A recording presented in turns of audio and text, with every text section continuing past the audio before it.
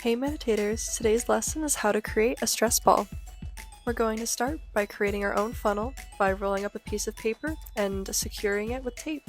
You can then take the funnel and put it in the empty plastic bottle and begin to fill it with flour.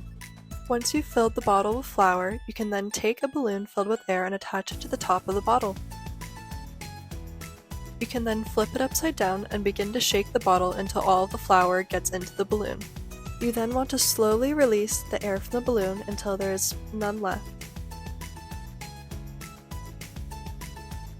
If you decide that doesn't feel secure enough, you can take another balloon and cut the end off of it, and then take the original balloon and stuff it inside of the new one.